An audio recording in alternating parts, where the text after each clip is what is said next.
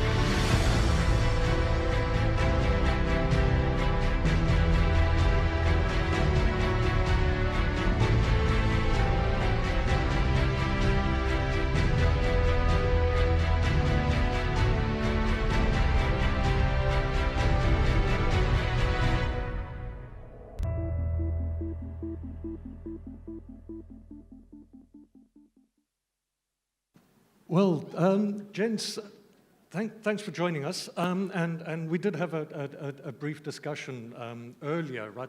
I think the big challenge, and going on from what Wolfgang said earlier, security is no longer a hygiene issue. It's no longer something that should be looked after by somebody else and just have a paid uniformed guard here and there. We are living in a harsh reality globally, but we're talking about Africa, and we're talking about West Africa in particular today.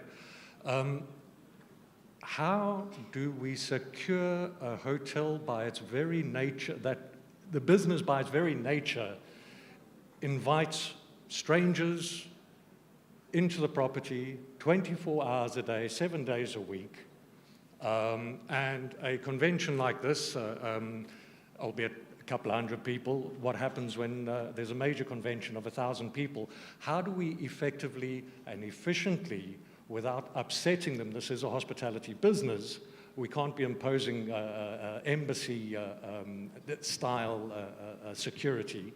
We want these people in here. We want them in the beds, we want them in the restaurant, we want them in the bar, but we have a duty to protect our guests.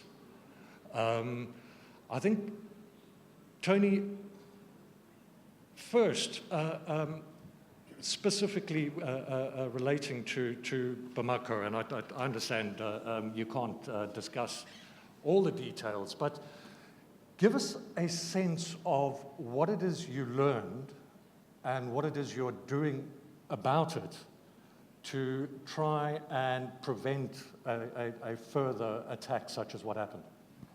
Well, Bamako, it was a very difficult situation with the security beforehand, because there was a public highway in front of the hotel. Fortunately, after the event, the president of Mali gave us the road to use at our means, so we could implement a much higher level of security. Very similar to the situation we have here with offset security, screening rooms. But what we've done is tried to make that exterior the strong point. Once we're in the property, we want to feel comfortable. It's still a hotel, as you say. We don't want to be seeing security guards watching everything we do. So the screening we do at that point is critical. But we, as Carlson Rezidor, we are monitoring the local level and the threat against the country and any particular property anyway. We have constant 24-hour-a-day monitoring, and we are talking to the general managers, letting them know what could happen in the country. If that is a threat is arising, we will ramp up the security accordingly. I mean, that's the way we are working as a company at the moment. We're also working with our other agencies since Bamako, the FBI, GIGN, working with them to see what we can do to improve the security, but still leave it as a comfortable environment as we've got today in this hotel. Mac, as a security specialist, you speak often about profiling. I know you don't particularly like the term, but because it can be offensive to some. What really is profiling, and how would that assist us in prevention in the hotel arena? Okay. Not wanting to offend anybody. Human beings operate through rational choice theory. Every choice that we make in life, in business, comes down to a rational choice. What they call profiling or behavior pattern recognition is essential in security. So if I can liken it to, if you go jogging and you see a Doberman in your path on the sidewalk, the chances are you're going to cross the street. Fair enough. But if you see a poodle, you're probably not going to cross the street. And that's not because you hate brown and black dogs, and it's not because you hate dogs with pointy ears and long noses. It's because Dobermans bite. It's a rational choice. It's not racially motivated, it's not religiously motivated, it's not prejudiced. You'll react differently to a scorpion than you will to a ladybug. It's a rational choice. And if people who look like me tend to blow up aircraft or carry out active shooting attacks, then any security mechanism should examine me more closely. Is it humiliating? For sure. Is it immoral? Probably. Is it pleasant? Absolutely not. Do I wish it on anybody? No. As security people, are we doing due diligence of care to our guests and our employees? If we do not, no, we're being negligent. If I can put it another way, we have to find the bomber, not the bomb.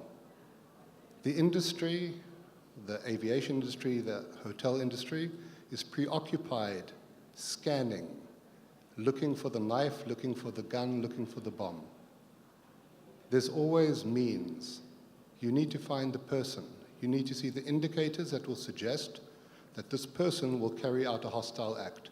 And in answer to your question, Mark, how do you screen 1,000 people coming in? That's how you screen them. Yes? If somebody who looks like Wolfgang walks into my security room in the hotel and he beeps going through the scanner, or as Tony likes to say, we put the beep off, but he lights up the scanner, I can look at him as an intelligent individual and say, no, he's not a threat to my hotel. I don't have to make him, disrobe and take off his rings and his watches and humiliate him and make him uncomfortable as a guest. And a different personality who lights up the metal detector, maybe I do have to invite him into a side room and ask him please to empty his pockets. It's not pleasant, but it's the reality of the world in which we live. And not to do that is not doing due diligence to our guests and to our employees, in my humble opinion. Wilbin, to change the subject slightly, you experienced your own, how do we say it, a devastating incident, although not quite an incident. You guys were in the middle of the Ebola crisis. And yes, your property is not open yet, but you've been labeled an Ebola country, a no-go area. How is Sierra Leone recovering from the history of that, and what would your comments be in terms of how do we prepare for any other similar disaster? Well, thanks, Mark. Well, firstly, Sierra Leone is recovering. We've gone from 2015, when the economy actually shrank, to a forecast for 2016 of 4% growth and further growth thereafter. So we are recovering from Ebola. When I look back, one of the differences between sort of the epidemic and the terrorist situation is the extent to which the epidemic is much more globalized. And in an interconnected world, what was happening with Ebola was like people were not going to Kenya and South Africa, even though they were nowhere near Ebola, because people just reacted just like that. And to a large extent, the things that you have to plan are also very much to be done with that interconnected global scale in mind. And if I'm to say that, the first thing, looking back, was that as an industry, we have to start thinking about how we prepare for these epidemics. And just in case you think it's that far away, Ebola is gone, there's Zika across the ocean from where we are now. I know probably nobody here who is not coming from a country where an athlete is going to come back from Brazil, and potentially could come infected with Zika. But the key is that we start thinking now. We think as an industry. Many of the actions that were taken around, say, for instance, influencing airlines to start coming again because they understood the real nature of the threat, you have to take those collectively, the government actions. And a lot of the perceived threats actually are not real. But it doesn't matter when the Air France crew says in Paris, we're not going to Freetown. It doesn't matter, they've made up their minds. So a lot of what one has to do up front is communicate as best as you can about the real nature of the risk. If you take Ebola as an example, the only people who actually died from Ebola came almost entirely from two categories. They were either health workers who were in the direct line of fire, or they were very poor people who practiced traditional rites and things that just continued the transmission. virtually all the sort of people who would come to a hotel, none of that group died from Ebola. And yet still, the impact was that virtually all the airlines stopped coming. So it's getting together with the government, working the communication network right across so that people understand the nature of the risk and that they can take preemptive action. One last thing, a lot of us go into contracts with, a force majeure clause. I think the story from Ebola is force majeure does happen. So when you're writing those contracts, make sure that you've thought them through. And when they do happen, that you've thought through all the various implications and you've done the best you can to mitigate the event. Well, absolutely, and I don't think there can ever be enough planning. And considering the world we're living in today, the hotel owners do need to understand that this is not a cost, this is an investment. This is something that's got to be planned very carefully. Architects, interior designers, and the other professionals need to interact with the security experts in order to ensure that we can make this hotel safe without being a military barracks, without being an embassy style of turnstiles, one person at a time. You're going to irritate people. After traveling for 10 hours on a flight and dealing with traffic, and you get to the hotel, you're tired. You want to just get in. And we need to deal with an awful lot of detail. And I think one very key element of that detail is the employee, the frontline employee, that security guard. How does that person address the guest? Should he not be trained as a hospitality person? Is he outsourced and he couldn't care less? Tomorrow he's looking after a bank, the next day he's looking after your opposition down the road.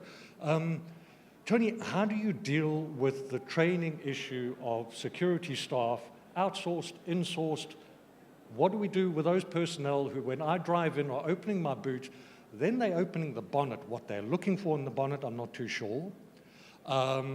They use the old military-style mirror. Do they know what a limpet mine looks like? Or are they looking for a sandwich bag wrapped up in masking tape? I can tell you 30% of the cars driving around in Lagos are held together by masking tape. How do we deal with, yes, there's a lot of planning, and you guys are the specialists, you will guide the design, but how do we, from an operational perspective, maintain the security level of a hotel? It is, as you say, down to training. And in my opinion, and the way we're working in Africa, we are now employing a much higher level of security manager in the property. I made a request here, and we got the person in this hotel who's a very, very high standard. Supervisors underneath him are a high standard. They're employed by us, as Radisson in Lomé. The subcontracted staff become the problem, as you say. They're not paid very much money, and they're only as good as what we pay them at the end of the day. We're investing in very expensive equipment. How good are they? Can they use it? Do they understand it? One of the things we've done here is send those staff away to other locations to learn how to use X-ray scanners. We did the same in Lomé, sent them to the airport, worked with the staff at the airport to understand what they're doing. But you've got to breed loyalty because, like I say, they could be working somewhere else tomorrow. We look after them. We treat them as our own staff as well in all of our hotels. We don't just say, oh, you're a gate, no, go and do the job. We feed them, we clothe them properly, we do their laundry, build that loyalty. And in return, we are hoping that they're going to do a good job in securing the property. We train them as much as we can. We send them on courses, language courses, anything that will build that loyalty to make them do a good job and make the property secure. Okay, well, look, terrorism is not the only issue. There's civil unrest, there's rioting, there's straightforward security risk of whether somebody is drunk or whether he's there to pickpocket guests in the lobby, etc., etc. There's a myriad of issues that you guys need to look at. You're the professionals. But let's talk about, again, to set the scene, we looked at Bamako, and the topic is containment and control. Mac, talk to how do you address containment and control in an environment like this? Okay, the CEO mentioned something about planning. There's a saying, everybody has a plan until you get punched in the face, right? Then your plan kind of goes out the window. Containment and control of an emergency event requires planning. However, you need the understanding that it's not going to go to plan. And I'm sure Tony will tell you, when he got on the ground in Bamako, he couldn't whip out the manual and follow the steps. It never unfolds like that. Crisis management is about strategic thinking. It's about understanding how emergency events, uncontrolled events, unfold. If it's a natural disaster, if it's civil unrest, if it's a change of government, if it's civil war, or if it's a terrorist attack or a disease. It's an unplanned, spontaneous event that disrupts routine and causes us to move from routine to emergency management. Emergency management is about a thought process. It's about an approach. And the same logic, the same thought process works no matter what the emergency is. An emergency manager who knows how to think, who knows how to approach a problem, who knows how to analyze it, dissect it, and solve it, will solve any problem. There's no playbook, ladies and gentlemen. If it's an active shooter, we do ABC, and if it's a vehicle-borne explosive device, we do EFG, and if it's an earthquake, we do something else. There are no hard and fast rules. There's only skill sets. There's training. There's learning how to address an emergency. And the last thing I'd like to say is an emergency management comes down to details. It always comes unhinged in the details. Everybody remembers the big thing. Everybody remembers to call the fire department. Nobody remembers that the gate where the fire truck is going to arrive is actually locked. And somebody had to take the key from the security office and go and unlock the gate for the fire truck to access the property. Everybody remembers the big things. There's a crisis in Bamako or here in Togo, and we send the crisis management team. Do we have a translator? Do we have somebody local who speaks the language, who can interact? Is he a member of our crisis management team? Inevitably, it's the small things, the details that cost us time. And in crisis management, time is everything. Okay, we've only got 2 minutes left, and I would like to open to some questions on the floor. However, talking about planning, and one of those finer details that is often left off, and Wilbur, you touched on it briefly earlier, that you guys started questioning what does force majeure mean, include, et cetera, et cetera. Let's take it one step further. How does business interruption address these types of situations, whether it's Ebola or whether it's terrorism? How do we protect the owner, the operator who's also there earning a fee, from what happened in Mali? A huge drop in occupancy, massive damage, reputational damage. Unfortunately for Rezidor, a lot of people, which is what I talk on other panels about, the name up on the wall says Radisson Blu. It doesn't say the owner's name. Okay, so everybody associates the terrorist attack with Radisson Blu.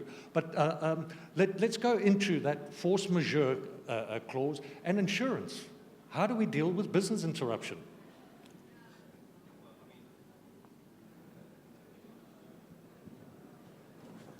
I think one of the interesting things that happened in the market in Freetown was the hotel owners and operators who quickly recognized that the market was going to change, and as a result of Ebola, the people who stopped coming in were businessmen.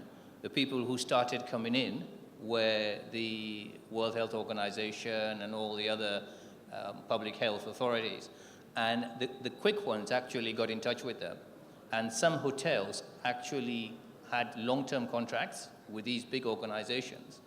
Now, there's a drop because they're staying for longer, there's a drop in the daily rate they're prepared to pay, but then you have guaranteed occupancy for 6 weeks, 8 weeks, 12 weeks. There are a couple of hotels that actually gave over the entire hotel to a large NGO. And so they were able to minimize the amount of damage it did to the revenue.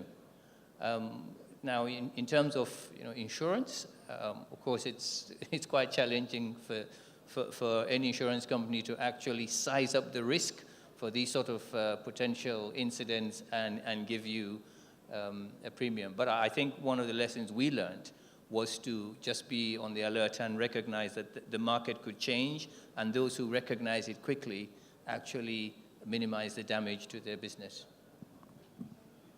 Ladies and gentlemen, we have run out of time, but we will take a question or two from the floor if anybody does have any queries.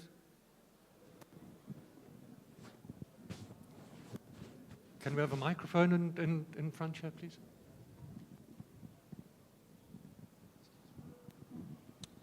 Alors, merci à toutes les interventions. Ma question, c'est, dans le contexte actuel de risque terroriste, je me demande, est-ce que la réponse à cette situation appartient aux États ou aux investisseurs hôteliers? Je veux dire, aujourd'hui, quelles sont les relations entre les liens, quels sont les échanges entre les investisseurs que vous êtes et nos États, quand on sait que l'échange d'informations, par exemple, est une question de souveraineté et que les États n'aiment pas trop livrer des informations? Comment est-ce que vous gérez tout ça avec les États? Voilà ma question.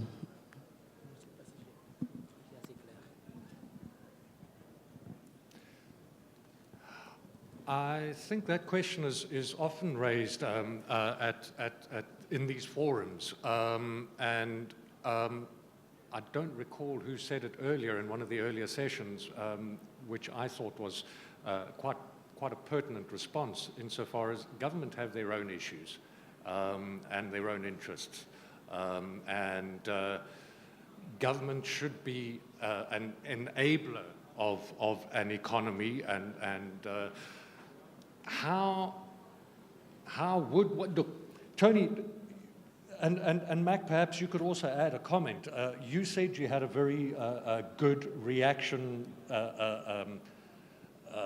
interaction with the army when that happened.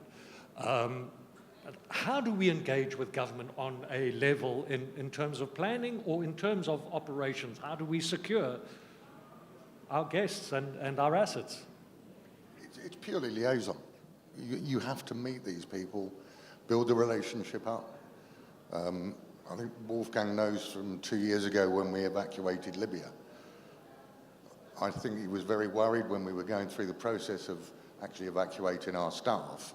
But when I pointed out to him and showed him documents of the information I was working with, and it was informed intelligence from various governments, I think Wolfgang very much relaxed and realised that those decisions we were making were informed, and the trust came out. But you have to build those relationships. They're not on a plate. You have to keep visiting them, talking to them, discussing plans with them. Like I say, we're working at the moment with GIGN, with the FBI on a regular basis. We're doing it in Paris as we speak today with Euro 2016. So it's purely liaison. The Overseas Security Advisory Council, sponsored US government department, we work with them very closely. They will assist you in making these links. So it's very easy to do, but it's time-consuming. Does that answer your question? Can I also just add that I think in these times you find that governments are far more receptive and ready to get on and talk and work together than ever before. I think especially in the emerging markets, Bamako, and I know Wolfgang met the president. He was regularly visiting the property. It was at the time really the only branded property in the country. So it meant something to the country. And we were basically asked to open as quick as we did. But we still wouldn't until it was safe. But it was the president who gave us that deadline pretty much. So the support you get it is good in those sort of situations. Excellent. Well, ladies and gentlemen, I'm sorry that we have run out of time, but you're welcome to grab any one of my panelists as they walk off the stage for any further questions. Thank you.